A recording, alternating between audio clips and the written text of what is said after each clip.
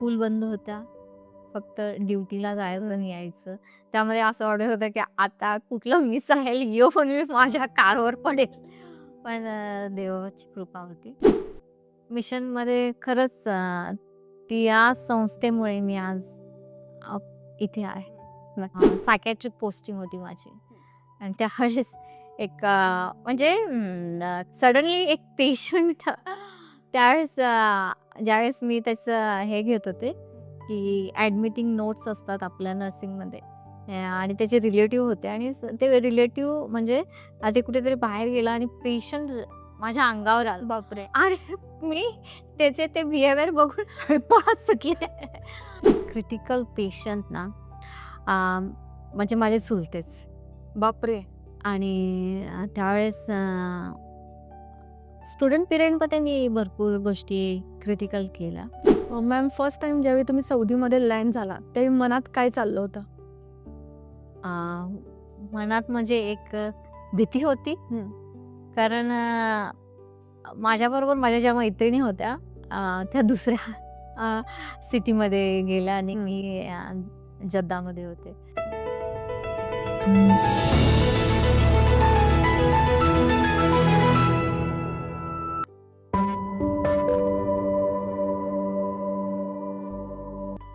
हाय, hello, नमस्ते. आजचा episode खूप special आणि खूप इन्स्पायरिंग असणार आहे. मिरज टू दोहा हा फक्त एका ठिकाणाहून दुसऱ्या ठिकाणापर्यंतचा प्रवास नाही आहे, तर तो आहे स्ट्रगल, हार्डवर्क, डेडिकेशन आणि सक्सेसचा प्रवास. आज आपल्यासोबत असणार आहेत हमाद हॉस्पिटल दोहा येथे कार्यरत असणाऱ्या एक इन्स्पायरिंग इंडियन नर्स. आज आपण त्यांच्याकडून जाणून घेणार आहोत nursing profession, challenges, gulf life, opportunities आणि मिडल ईस्टमधील कॉन्फ्लिक्टच्या काळातील त्यांचा एक्सपिरियन्स. तर आज आपल्यासोबत स्टुडिओमध्ये असणार आहेत Mrs Bina Sandeep Sathe. Welcome to the show ma'am. Thank you. कशा आहात ठीक, बरी आहे मी. आणि लाईफ कशी चालू आहे? ठीक आहे. सगळ्यात पहिले आपल्या ऑडियन्सला तुमच्या शब्दात तुमची ओळख करून द्या. नमस्ते. मी बीना संदीप साठे. मी मिशनमध्ये माझं नर्सिंग ट्रेनिंग झालं आणि ॲज अ रजिस्टर नर्स आता मी कत्तरमध्ये काम करते. मॅम तुमची चाइल्डहूड मेमरी काय आहे? आणि म्हणजे नर्स व्हायचं ड्रीम कधीपासून होतं तुमचं?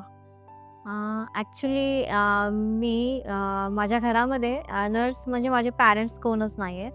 पण माझी आंटी माझ्या अंकलची मिसेस त्या नर्स आहेत आणि मोस्टली त्यांच्यापासूनच मला प्रोत्साहन मिळालं आणि त्यांनी भरपूर गायडन्स पण दिलं कारण त्या साऊथ आफ्रिकेमध्ये होत्या आणि भरपूर गोष्टी त्यांनी समजावून सांगितल्या की नर्सिंग प्रोफेशन हे म्हणजे नुसतंच मर्यादित नाही आहे पण ते फार वास्ट आहे आणि यामध्ये माझं एकच ड्रीम होतं की माझ्या फॅमिलीला बाहेर काढायचं परिस्थितीतून आणि त्यामध्ये खरोखरच जो फोकस माझ्या आंटीनी मला दिला, जो पर्पज स्पेशली पर्पज जीवनामध्ये जो असतो आपला तो त्यांनी मला तो दिला आणि तेव्हापासून माझी इच्छा होती की मी बाहेरदेशी जावं आणि आपल्या फॅमिलीला आणि कुटुंबाला सपोर्ट करावा.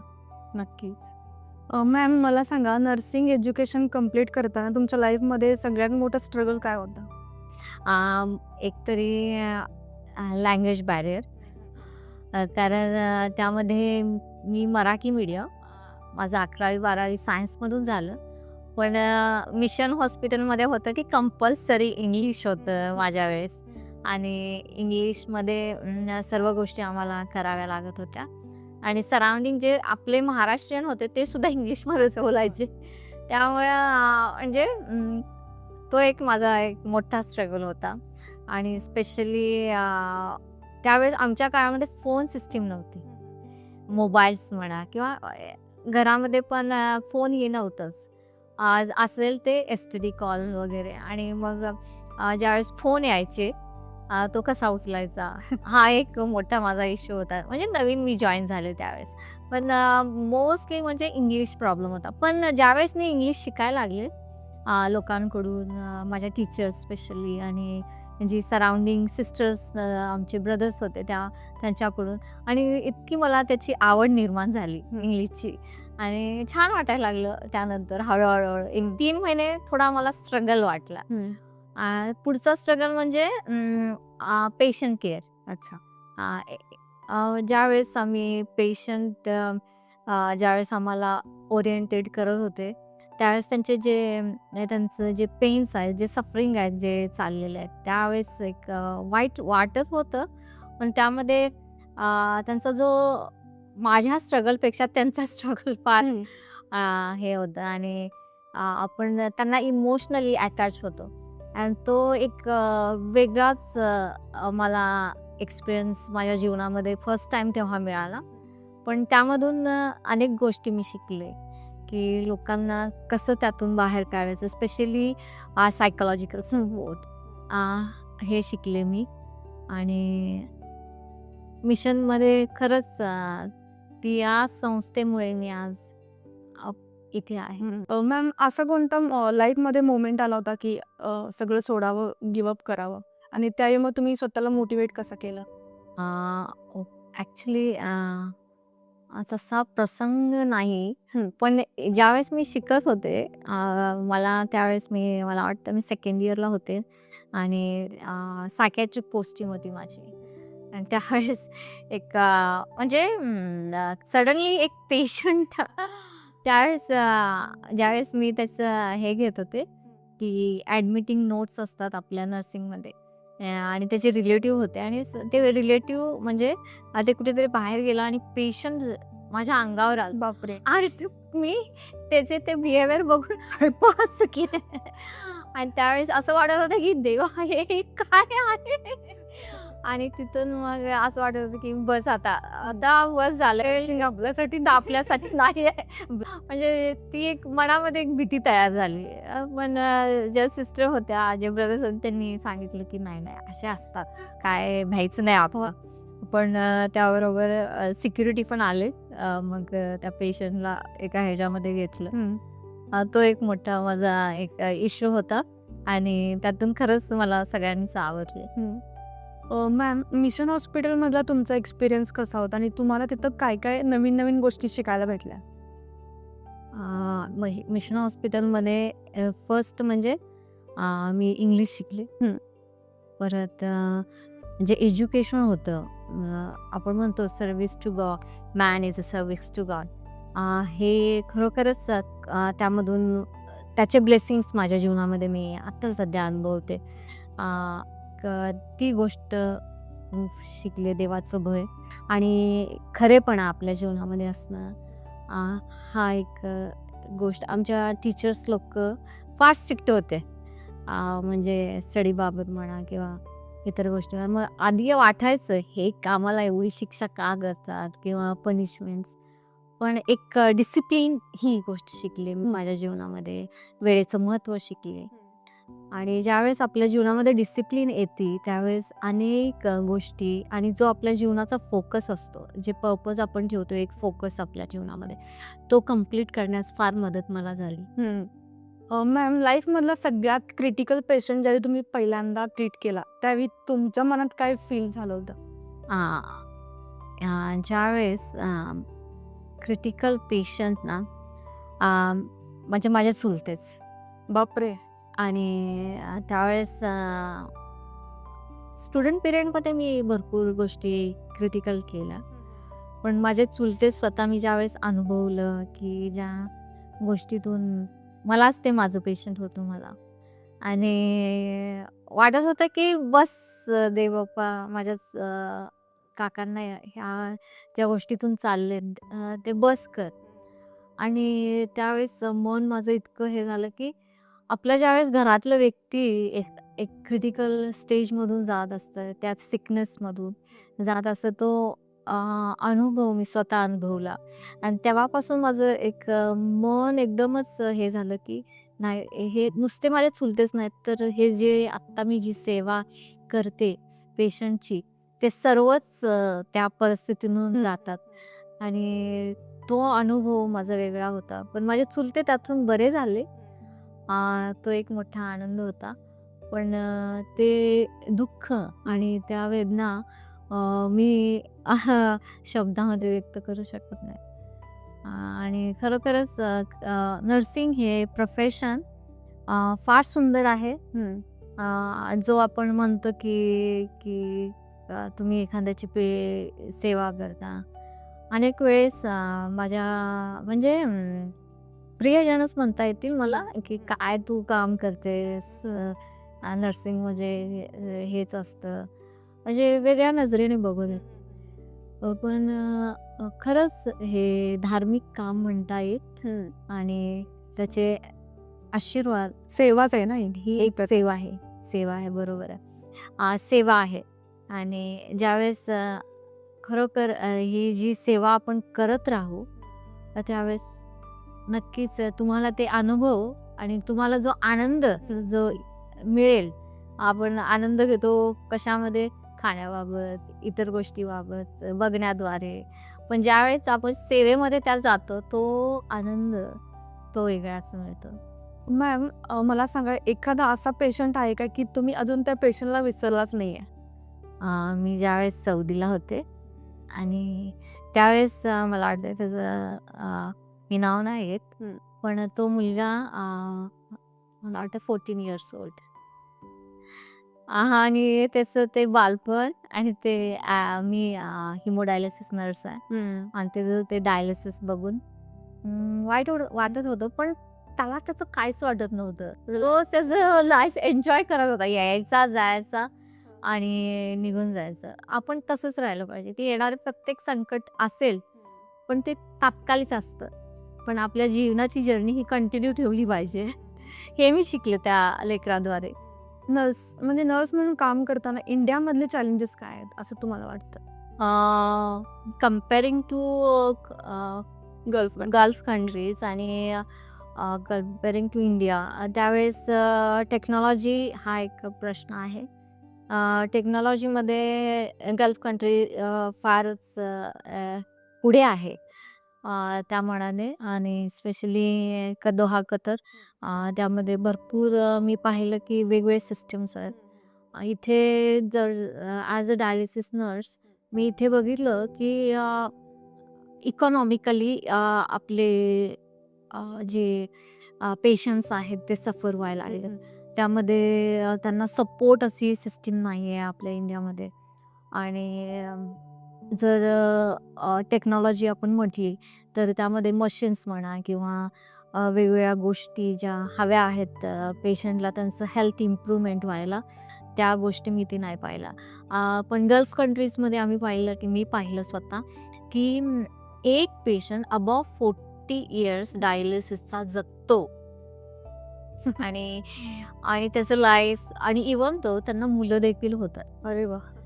इथे जर मी बघितलं की डायलिसिस एखादं पेशंट सुरू झालं तर विदिन थोड्या कालावधीतच तो आपला जीव गमावतो.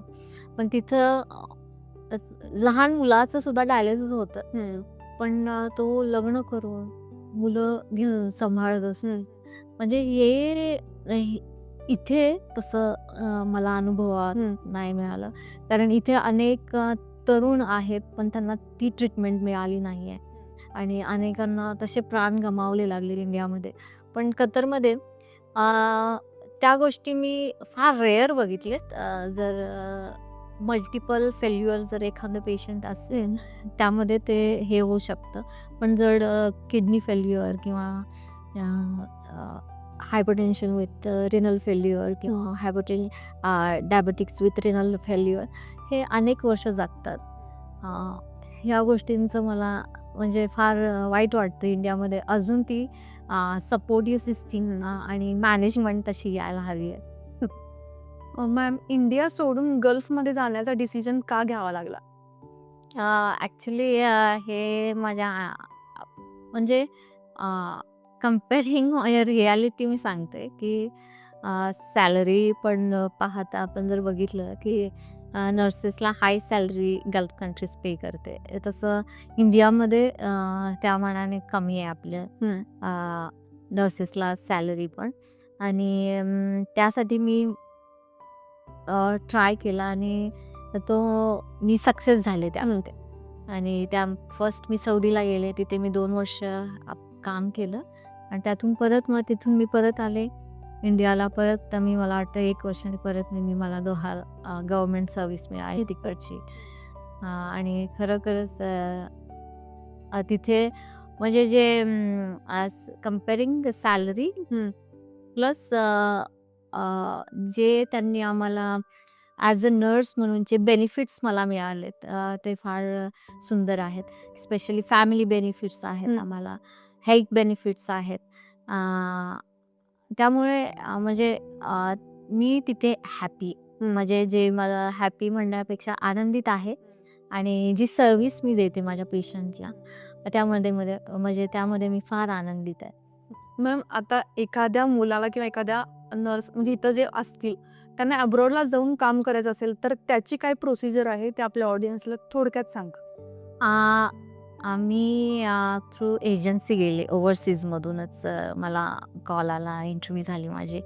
आणि त्यामध्ये तुम्ही पण म्हणजे डायरेक्टली आता ऑनलाईन आता अवेलेबल आहेत सगळ्याच गोष्टी. तुम्ही ऑनलाईन इंटरव्ह्यू देऊ शकता. पण एक साईट्स असतात, गव्हर्नमेंट साईड अप्रुव्हल असतं, त्यांचे लायसन्स असतात प्रत्येक एजन्सीचे. ते फार इम्पॉर्टंट आहे ते बघणं. आणि त्याप्रमाणे तुम्ही जर अप्लाय केलं ऑनलाईन तर तुमचा CV, तुमचे डिटेल्स ज्याप्रमाणे त्यांना हवे आहेत ते तुम्ही जर व्यवस्थित दिले तर शुअर तुम्ही जॉबसाठी सिलेक्ट होऊन इंटरव्ह्यू देऊन मग जे काही एक्झाम्स आहेत आता सध्याच्या म्हणजे आपल्या ह्याला जर पाहिलं तर गल्फ्समध्ये प्रोमेट्रिक एक्झाम आहे कतरमध्ये, इकडे युरोप्स कंट्रीजमध्ये IELTS, OET ह्या गोष्टी आहेत. त्याप्रमाणे केलं तर ते मिळू शकतात. मॅम, फर्स्ट टाइम ज्यावेळी तुम्ही सौदीमध्ये लँड झाला त्यावेळी मनात काय चाललं होतं? मनात म्हणजे एक भीती होती, कारण माझ्याबरोबर माझ्या ज्या मैत्रिणी होत्या त्या दुसऱ्या सिटीमध्ये गेल्या आणि मी जद्दामध्ये होते. त्याबरोबर अजून एक माझी फ्रेंड होती. पण एक भीती होती मनामध्ये, अरब लोक कसे असणार, न्यू कंट्री, न्यू कल्चर आणि सगळं ते अबाया त्यावेळेस होता, म्हणजे बुरका पण होते इथे. पण त्यावेळेस नकाब नव्हता आम्हाला जद्दामध्ये, पण ते बुरका वगैरे ते घालून आम्ही लँड म्हणजे घातलं नव्हतं, पण बाहेर पडताना आम्हाला ते घालावं लागलं. आणि मग ओरिएंट झालो आम्ही. त्यामध्ये डिफरंट कंट्रीजचे पीपल, स्पेशली लँग्वेज बॅरियर. जरी इंग्लिश येत असेल पण द ट्यून, कारण माझी त्यावेळेसची इन्चार्ज फिलिपिनो होती. अरे बाप, त्यांचं प्रोनाउन्सिएशन हिला शी आणि हिला ही, त्यामध्ये गोंधळ. पण शिकली मी त्यामधून. आता जसं तुम्ही सांगितलं की न्यू कंट्री, न्यू कल्चर, मग त्या एन्व्हायरमेंटला ॲडजस्ट व्हायला तुम्हाला किती वेळ लागला होता? ॲडजस्ट व्हायला मला बराच वेळ लागेल, पण हळूहळू आपण शिकत जातो. कारण यंग एजमध्ये जर आपण बाहेर पडलो तर आपण भरपूर गोष्टी कोप अप करण्यास आपल्याला मदत होते. आणि त्यामध्ये म्हणजे कल्चर म्हणा, तिथले लोकांचं स्पेशली अरेबिक लँग्वेज थोडंसं हे होत होतं, पण फार गोड लँग्वेज आहे अरेबिक, मला आवडली आणि आता सुद्धा येते. म्हणजे ॲटलिस्ट कम्युनिकेशन. मग तिथे आम्हाला बुक्स देत होते, त्यामध्ये ते थोडे आमचे क्लास देत होते अरेबिकमध्ये, तिथे एज्युकेटर्स. आणि तिथून मी शिकले सौदी अरेबियामध्ये. माझं अरेबिक थोडंसं रायटिंग नाही आहे, पण बोलू शकते. म्हणजे पेशंटचे पेन्स म्हणा किंवा त्यांना मला काय सांगायचं आहे तेवढं माझ्यामध्ये ते अंडरस्टँडिंग व्हायला लागलं. मॅम, तुम्ही आता हमाद हॉस्पिटलमध्ये जॉब करता, मग तिथलं एन्व्हायरमेंट कसं आहे आणि तुमचा रोल काय असतो त्या हॉस्पिटलमध्ये? हमाद हॉस्पिटल हे गव्हर्नमेंट हॉस्पिटल आहे, दोहा कतारचं म्हटलं. आणि हमाद हे कॉर्पोरेट आहे, मोठं कॉर्पोरेट आहे आणि त्यामध्ये भरपूर आमच्या ब्रांचेस आहेत. आणि मी as a staff nurse, haemodialysis nurse, as a registered nurse म्हणून काम करते. आणि त्यामध्ये माझं हिमोडायलिसिस म्हणजे आमच्यामध्ये पेशंट्स डायलिसिसचे पेशंट्स असतात. त्यामध्ये ॲज अ नर्स माझं काम असतं की म्हणजे इन पेशंट असतात, ॲडमिट पेशंटला पण आम्ही जात असतो ICU क्रिटिकल केअरमध्ये. इन बेडसाईड नर्स म्हणून पण आम्ही जातो, तिथे डायलिसिस करतो. जे सिक पेशंट आहेत, जे अनकॉन्शियस आहेत ICUsमध्ये वगैरे, तिथे जाऊन आम्ही पेशंटचं थ्रू जे डॉक्टरनी प्रिस्क्राईब केल्याप्रमाणे आम्ही त्याचं डायलिसिस करत असतो, हिमोडायलिसिस. त्यामध्ये आम्हाला हेल्थ म्हणून टेक्निशियन्स असतात, मशीन हिमोडायलिसिसचं मशीन बघण्यासाठी. आता तुम्ही इंडियामध्ये पण काम केलंय आणि आता अहमदमध्ये पण करताय. मग जास्त रिस्पेक्ट तुमच्या कामाबद्दल कुठे मिळतो तुम्हाला? इंडियामध्ये मिळत होता की त्या साईडमध्ये असं? रिस्पेक्ट हा अकॉर्डिंग टू द हां. म्हणजे पेशन्स आहे. आणि वेगवेगळी लोक भेटतात आपल्या जीवनामध्ये.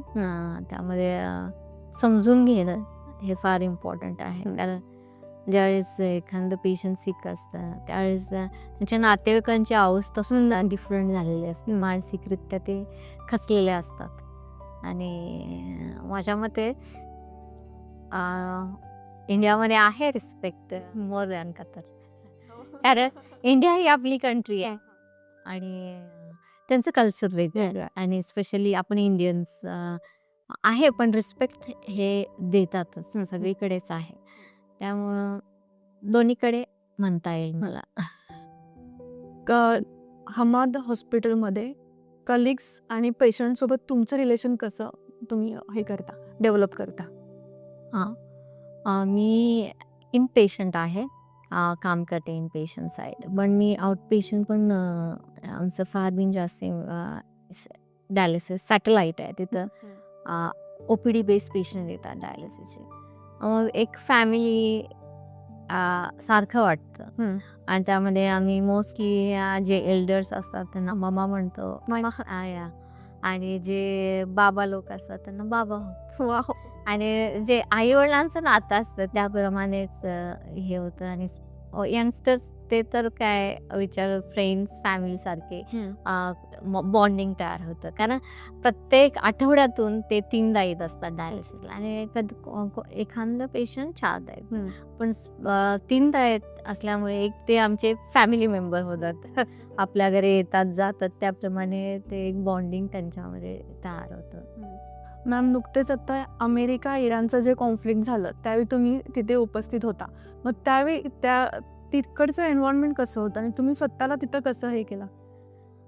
रिअली माझी 12 तासाची ड्युटी होती. फर्स्ट ज्यावेळेस झालं लास्ट इयर, मला वाटतं लास्ट इयर नाही, ह्याच वर्षी, मला वाटतं 25लाच ना? नाही 26ला. 26 मला वाटतं फेबमध्ये झालं. फेबला झालं. आम्ही 12 तासाची ड्युटी होती आणि मी आले ड्युटीने आणि बसलेले. आणि पहिल्यांदा असं वाटलं की काय एवढ्यात मोठमोठ्या फटाक्या सुरू आहेत. मोस्टली जर एखादं शेख किंवा बिग रिच फॅमिली असेल तर तसे फटाकडे वाजतात. म्हणजे एवढ्या मोठ्या आवाज म्हणजे जास्त नसतात, पण असं वाटलं आम्हाला की काहीतरी हे असेल, फंक्शन असेल काहीतरी दुसरीकडे. कारण आम्ही कॉर्निश एरियामध्ये राहतो, सी साईड, त्यामुळे असेल काहीतरी फंक्शन्स किंवा काय प्रोग्राम्स असतील असं वाटलं. मग सगळेच लोक कॅमेरा घेऊन सुरू होते शूट करायला. आणि त्यावेळेस हे ड्रोन सुरू चाललेले आणि हे पण आपलं जे मिसाईल्स होते. आम्ही म्हणालो ना, हे एवढे मोठे हे कसं. मी राहते 5th फ्लोअरला, तर तिथं आणि खाली बघितलं विंडोतून तर सगळे शूट सुरू होते सगळ्यांचा. आणि विंडो पूर्ण अशा हे तडतडत नसते. आणि खरंच त्यावेळेस नंतर ना सगळे एक मेसेज आले की फोनवर माझ्या फ्रेंड्सनी वगैरे, पिना खाली आहे खाली. कारण आपल्या कंट्रीवर अटॅक झालाय, कतारवर अटॅक झाला.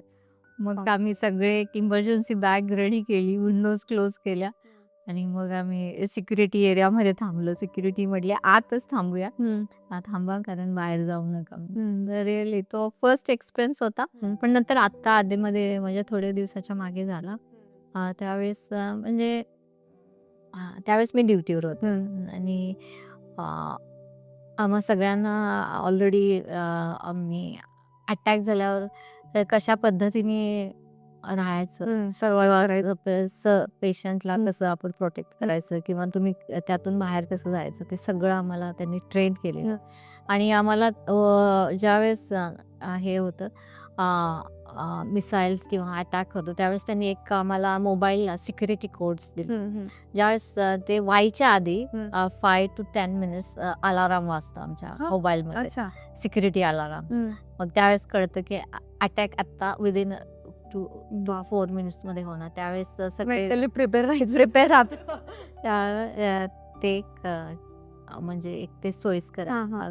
कोणी कोणी शेल्टरमध्ये जातात, पण ॲज अ नर्स आम्ही ऑलरेडी त्यांनी काही गोष्टी प्रोटेक्ट केलेत आम्हाला, त्या सांगता येणार नाही आम्हाला, पण फार सिक्युरिटी मेंटेन त्यांनी केलेली आहे. आणि कतर गव्हर्नमेंट फार ॲज अ नर्स म्हणा, ॲज अ एम्प्लॉयर म्हणा, की बाहेर कंट्रीमध्ये आपण ॲज अ राहतो, त्या सर्वांना त्यांनी सुंदरच प्रोटेक्शन दिलेलं आहे. म्हणजे भीती अशी वाटतच नाही. एवढं त्यांची सिक्युरिटी सिस्टम त्यांनी फार उत्तमरित्या प्रत्येक एम्प्लॉयरला दिलेली आहे. त्यामुळं छान आहे तिथे. मग ज्यावेळी खरंच हे असं झालं ते मनात भीती वाटली असेल की आपण यातून निघू शकेन की नाही वगैरे असं? होती, मनामध्ये भीती होती की बाबा हे वॉर कंटिन्यू राहील का, कधी आम्ही म्हणजे बाहेर, कारण स्कूल बंद होत्या, फक्त ड्युटीला जायचं आणि यायचं. त्यामध्ये असं वाटत होतं की आता कुठलं मिसाईल येऊन मी माझ्या कारवर पडेल. पण देवाची कृपा होती, परमेश्वराची कृपा फार मोठी होती. आणि अजूनपर्यंत कुठल्याच एम्प्लॉयरला म्हणजे नर्सेस म्हणा, डॉक्टर्स म्हणा, म्हणजे तो प्रसंग नाही आला. कोणी इंज्युअर्ड म्हणा किंवा काय, स्पेशली हमदमध्ये जे काम करतात आणि त्यांना अजूनपर्यंत तो अनुभव नाही आहे. Thank God. त्या कॉन्फ्लिक्टच्या दरम्यान इंडियावरून कॉल्स किती येत होते आणि तुम्ही त्या लोकांना कसं सावरायचा की आम्ही ठीक आहोत वगैरे असं? ॲक्च्युली फॅमिली म्हटलं की आपले आई वडील म्हणा किंवा सासू सासरे म्हणा फार रडत होते की तुम्ही या सगळेजण. सगळ्यांचे कॉल्स होते. पण त्या काळात ते सगळं बंदच होतं ना. त्या काळात सगळंच बंद होतं, पण आम्हाला ड्युट्या होत्या. त्यावेळेस मन हे होत होतं की ॲटलिस्ट लेकरांना तरी पाठवावं. पण सगळेच एरोप्लेन सुद्धा त्यांनी एअरस्पेस बंद होते आणि भीती एक होती की काय होईल फ्युचरमध्ये. पण तो प्रसंग निघून गेला. त्यांना मी सावरायचे की म्हणायचे नाही, तुम्ही प्रार्थना करा आणि देव आहे. आणि कतरचं गव्हर्नमेंट त्यांनी सिक्युरिटी आम्हाला दिलेली आहे, तर भीती नाही. कारण ऑलरेडी अलर्ट्स यायचे आम्हाला 10-15 मिनटं की शेल्टरमध्ये थांबा. इवन आम्ही जरी कारमध्ये असो त्यांनी सांगायचे की स्टॉप युअर कार आणि गो टू द शेल्टर. मग अशा पद्धतीनं म्हणजे मी सांगायचे की अशा अशा गोष्टी इथे आहेत, त्यामुळे तुम्ही घाबरू नका. त्यामुळे ते पण थोडे आता रिलॅक्स त्यावेळेस झालं. आता लाईफमध्ये ज्यावेळी तुम्ही मागे बघता त्यावेळी तुमच्यासाठी सगळ्यात मोठी प्राऊड मुवमेंट काय आहे तुमच्या लाईफमधली? लाईफमध्ये जर मी बघितलं, परिस्थिती होती फारच खालावत. पण आज जर बघितलं देवबापाच्या कृपेने की देवबापाने म्हणजे पूर्णच आमच्या फॅमिलीमध्ये सांगते की आज सगळेच वेल एज्युकेटेड आहेत, शिक्षण घेऊन उभे आहेत त्यांच्या स्वतःच्या पायावर. आणि त्या परिस्थितीला झुंज देऊन सगळेच माझ्या परिवारातील पुढे आहेत. माझे चुलते, माझ्या बहिणी, माझे भाऊ, हे सगळेच वेल एज्युकेटेड आणि आपापल्या प्रोफेशनमध्ये स्थिर आहेत. तो एक अगदी एक आठवण म्हणा किंवा मागची परिस्थिती आणि आत्ताची परिस्थिती, त्यामध्ये आपण डिफरन्स करू शकतो. म्हणजे आपण जर स्ट्रगल आणि जर प्रयत्न केले तर एक सिच्युएशन पण आपण बदलू शकतो. हे आपण नेहमी लक्षात ठेवलं पाहिजे. नाही तर त्या माइंडसेटने राहिलं तर ते आपण पुढे जाऊ शकत नाही. एक ज्यावेळेस आपल्या जीवनामध्ये एक पर्पज आहे तो पर्पज जर गाठायचा असेल तर स्ट्रगल हा असणारच आहे. चौबाजूने आपण जरी बघितलं की अनेक स्ट्रगल्स आहेत लाईफमध्ये, पण तो जर आपण फोकस घेऊन मला ते करायचंच आहे आणि ते जर आपण करायला लागलो ना, त्यामध्ये परमेश्वराचं सुद्धा हात असतं. ते तुम्हाला पुढे ढकलण्याचं ते सामर्थ्य ते देतं. आणि त्यासाठी आपली खरोखरच जे वाईजनेस म्हणजे हुशारकीपणा थोडासा आपण म्हणतो ना, शिक्षणापेक्षा तुझं हुशारकी आले का. आपण आता बिझनेसमॅनमध्ये बघतो की एक एक बिझनेसमॅन थोडे शिकलेले आहे, पण बिझनेस बघितला तर कारण हुशारकी फार इम्पॉर्टंट आहे जीवनामध्ये आणि ते घेऊन पुढं जाणं फार इम्पॉर्टंट आहे. यामध्ये फोकस ठेवणं गरजेचं आहे, तरच तुमचा पर्पज सक्सेस होतो. त्यामध्ये एक मी विसरले त्यामध्ये की मिशनमध्ये होते मी आणि ज्यावेळेस मी इंटरव्ह्यू कॉल्स यायचे त्यावेळेस मी नाईट ड्युटी यायची आणि त्यावेळेस लोकल आपल्या ट्रेन्स आम्ही जशी मिळेल तशी जात होते की बाबा मला आता बुकिंग करायचं आहे, मी ते बुक करते ट्रेन आणि मगच जाते. एक लक्झरी म्हणा किंवा आपण बसेस म्हणतो प्रायव्हेट बसेस ते बुक करा, असं काही नाही नव्हतं. आणि जी ट्रेन मिळायची खाली बसा, बापरे कुठेही बसा, जिथे मिळेल तिथे बाथरूम शेजारी बसा, बापरे. तशा पद्धतीने पण जो माझा फोकस होता, माझ्या जीवनाचा पर्पज होता, तो मी गाठला, अचीव केलाय. हो, thank God. Miraj to Doha हे जो प्रवास आहे तो तुमच्या शब्दात आपल्या ऑडियन्सला सांगा. जो पूर्ण प्रवास मिरज टू दोहा. मिरज टू दोहा म्हणजे मी लहानाची मोठी झाली इथे.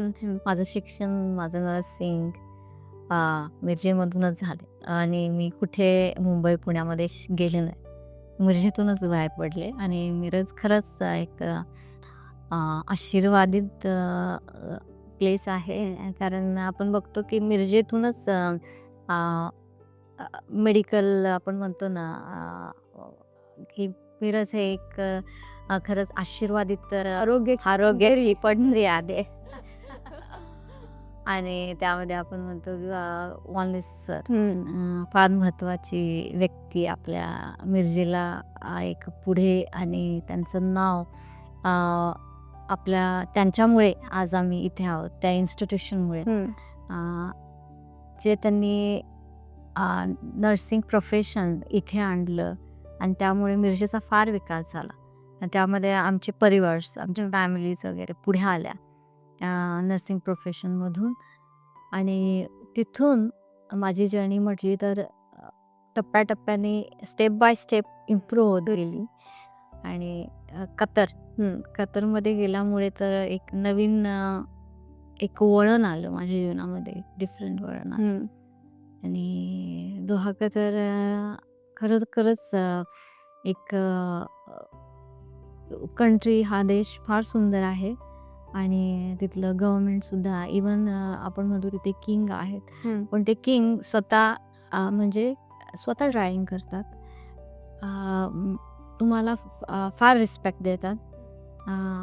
शेख फॅमिली म्हणा किंवा किंग म्हणा, ते तुम्हाला ॲज लोकल पीपल नाही तर एक रिस्पेक्टफुली तुमच्याकडे बघतात. जरी एखादं एक VIP पेशंट असेल आणि तुम्ही जर गेलात तर तो रिस्पेक्ट ते तुमच्यामध्ये तुम्हाला देखील देतात. आणि असे रिस्पेक्ट मी इथे नाही बघितलं. तो एक माझा अनुभव आहे. आपण मिरज सांगलीमध्ये होतो, अरे कोणीतरी नेता आला तर एक सगळे रोड्स किंवा त्याच्याबरोबर एक फौज तयार असते की त्याला त्याच्याबरोबर. पण तिथे तसं नाही आहे की असतील त्यांचे गार्ड्स वगैरे, पण एक रिस्पेक्टफुली ते आपल्याकडे बघत असतं. एक एम्प्लॉयर म्हणा किंवा एक सगळ्यांनाच ते रिस्पेक्टफुली बघत असतात. तो एक माझ्या जीवनातला अनुभव आहे. नर्सिंग म्हणजे तुम्ही एक सक्सेसफुल नर्स आहातच, मग त्यासाठी तुमच्यामध्ये काय काय स्किल्स डेव्हलप करावं लागतं तुम्हाला? स्किल्स म्हणता येईल तर एक आधी मी सांगितलेलं की डिसिप्लिन, तुमच्या जीवनामध्ये पेशन्स असणं फार गरजेचं आहे. अंडरस्टँडिंग कारण पुढच्या व्यक्तीला का होतं ते समजून घेणं फार गरजेचं आहे. त्यामध्ये तुम्हाला सायकोलॉजिकल सपोर्ट देणं फार इम्पॉर्टंट आहे. परत लव, मनामध्ये एखाद्याविषयी प्रीती, आपलत्व असणं फार गरजेचं. आपुलकीनं ते काम करणं, त्या पद्धतीनं पुढच्या व्यक्तीचा जो सिकनेस आहे किंवा जो प्रॉब्लेम आहे ते समजावून घेणं फार गरजेचं आहे. ह्या स्किल असेल तर तुम्ही काही सुद्धा अचीव करू शकता जीवनामध्ये. हे फार महत्वाचं आहे ॲज अ नर्स. आता एखाद्याला नर्सिंग क्षेत्र जॉईन करायचं आहे, तर त्यासाठी तुम्ही काय ॲडवाइस द्याल त्याला? नर्सिंग म्हणजे काय काय अपॉर्च्युनिटीज आहेत त्यांना पुढच्या साईड? नर्सिंग पूर्वीसारखं नुसतं पेशंट आणि केअर यावर डिपेंड नाही आहे. तर नर्सिंग प्रोफेशन फार वास्ट आहे. आता तुम्ही जर पाहिलं तर ॲज अ नर्स म्हणून, ॲज अ ॲडव्होकेट म्हणून आहे, nurse advocate, nurse as a research nurse मध्ये तुम्ही जाऊ शकता. रिसर्चमध्ये लाईक हॉस्पिटल मॅनेजमेंट, MBA करू शकता नर्स म्हणून. ॲज अ डॉक्टर म्हणून ट्रीट करू शकता पेशंटला. परत केस मॅनेजर म्हणून एक पोस्ट आहे. एज्युकेटर्स आहे, लेक्चरर आहेत, टीचर्स आहेत. म्हणजे नर्सिंग हे फक्त तेवढ्या पुरतंच नाही आहे, तर त्यामध्ये अनेक गोष्टींमध्ये तुम्ही वेगवेगळ्या क्षेत्रामध्ये जाऊ शकता. फार वास्ट आहे. आणि मी म्हणते की नवीन आपल्या तरुणांना की जर तुम्हाला नर्सिंग करायचं असेल तर खरंच ती संधी घ्या आणि पुढे जा. ह्या प्रवासात फॅमिलीचा किती सपोर्ट मिळतो तुम्हाला? फॅमिलीचा फार सपोर्ट आहे, कारण नर्सची ड्युटी ही म्हणजे टाइम टू टाइम नसते की बाबा सकाळी तुम्ही गेला 9 to 6 असं काही. गेला आणि तुम्ही बरोबर 5ला सुटणार. हे नाही आहे. तर एक ॲज अ नर्स म्हणून कधी कधी तुम्हाला ऑन टाईमला ड्युटीला जावं लागतं, पण यायचं टायमिंग हे आपण सांगू शकत नाही. कारण एनी इमर्जन्सी सिच्युएशन त्यामध्ये जर तुम्ही अडकला ते तुम्हाला तिथे थांबावं लागतं. त्यामध्ये आपली लेकरं, हजबंड्स यामध्ये त्यांचा सपोर्ट आहे भरपूर माझ्या मिस्टरांचा, की ते लेकरांचं म्हणजे अभ्यास म्हणा किंवा त्यांचं खाणं पिणं हे सर्व गोष्टी त्यांना बघावं लागतं. आणि खरोखरच ह्या गोष्टी नर्सला ह्या कराव्या लागतात. मॅम, आता वळूया आपल्या सगळ्यांच्या आवडत्या सेगमेंटकडे, ज्याचं नाव आहे रॅपिड फायर. तुम्हाला क्विक आन्सर द्यायचे आहेत, न विचार करता. ओके. इंडिया और कतार? कतार. सेव्ह मनी और spend money? Same money. Okay. WhatsApp call की video call? Video call. Marathi food की अरेबिक फूड? दोन्ही म्हणता येईल मला. One special as per situation, पण मराठी फूड. अच्छा. फॅमिली और फ्रेंड्स? फॅमिली. म्युझिक और sleep? Music. One word for nursing? Service to man is a service to God. Wow. One word for Qatar? I love you. Wow. One person who inspires you the most? One person inspired for my life is one of my favorite teacher. Yeah, her name is Ranjana. Wow. Your dream destination after Qatar? My dream destination is Germany. Wow. जर chance मिळाला तरी पण तुम्ही nursing choose कराल का? हो.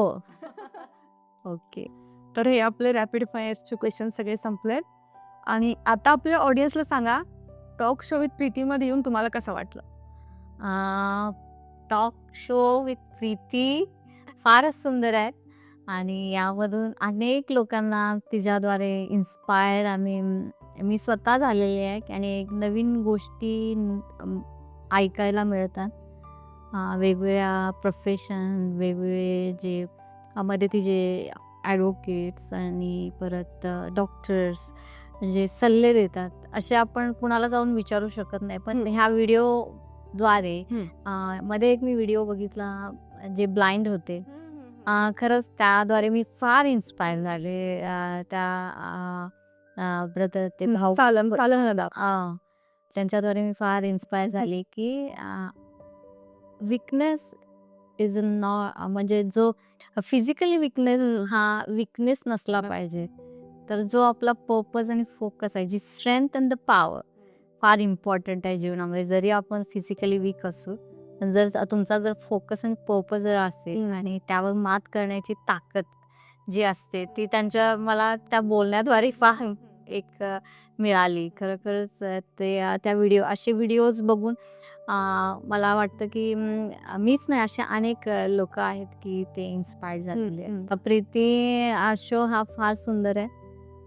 तिच्या व्हिडिओद्वारे अनेक गोष्टी मी बघितल्या आणि आम्ही तिला बेस्ट विशेष देते की तिने असंच अनेक वेगवेगळ्या माध्यमातून आपल्या महाराष्ट्रीयन लोकांना, आपल्या यंगस्टरला तिने एनकरेज करावं. आणि मी शुभेच्छा देते की तुझी ही जर्नी अशीच कंटिन्यू मोठी होऊन दे आणि वर्ल्ड वाईड तिचं ते रेकग्नाइज होऊन दे.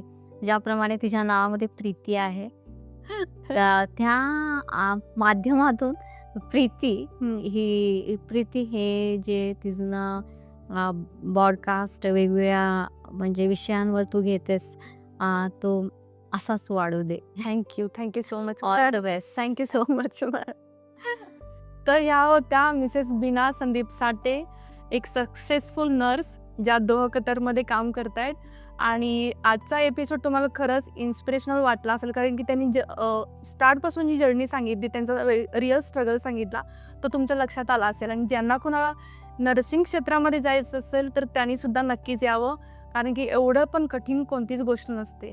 सो आजचा एपिसोड तुम्हाला कसा वाटला आम्हाला कमेंट करून नक्की सांगा. आणि लवकरच भेटूया अशाच एका इन्स्पिरेशनल गेस्टला. तोपर्यंत टेक केअर, स्टे इन्स्पायर्ड.